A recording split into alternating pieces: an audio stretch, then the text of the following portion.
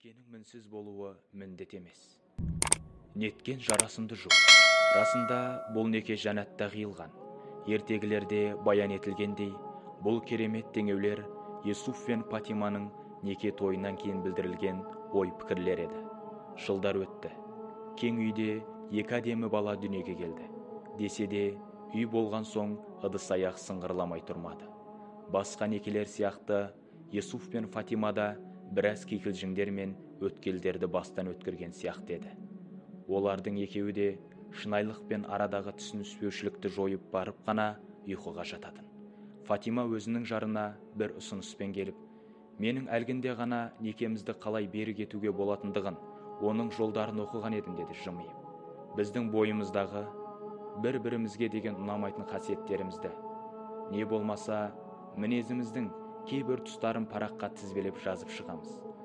Сосын бірге отырып, аталған кемшіліктерімізді түзету жолдарын ойластырып, өмірімізді одан да жарқын әрі бақытты ете аламыз.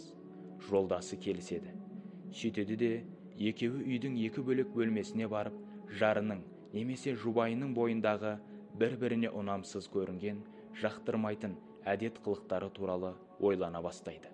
Сол күннің қалған бөлігін осы мәселеге арнап, ойға түйгендерін жазып шығады.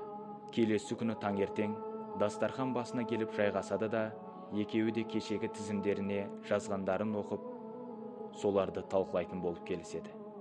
Мен бастаймын, деді Фатима. Қолына парағын алды. Толтырылған тізімдері өте көп екен. Бір емес, 3 парақты толтыруға жетерлік. Ол наразылықтарын оқи бастағанда Юсуфтың жылап отырғанын байқады. Не болды? Ештеңе, жалғастыра бер, деді Юсуф. Фатима оқуды жалғастырды. Алайда жарының көз жасы одан бетер көл болып, сақалына дейін сулады. Фатима мазасыздана барлығын оқып болған соң әдептілікпен парақтарды жерге қойып, енді қолыңыздағы тізімді оқып шығыңыз. Содан кейін екі жақтың наразылықтарын ақылдасамыз, деді қуаныш үнімен. Сонда Юсуф ақырын дауыспен, менің параққа еш нәрсе жазбадым. Сіздің болмысыңыздан ешбірмін тапқан жоқпын. Мен сізді, маған бола өзіңізді өзгерткеніңізді қаламаймын. Сіз тамаша, әрі сүйкімдісіз. Сізді өзгерту былай тұрсын, ол амалды жасауға тырысқым да келмейді, деді.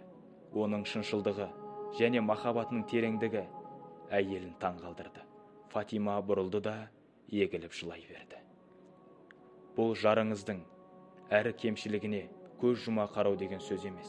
Егер жұбайыңыз залым, дөрекі, маскүнем немесе есірткіге құмар, опасыз немесе өзгеде үлкен кемшіліктері болса, оны ол әрине өзгерткені тиған абзал.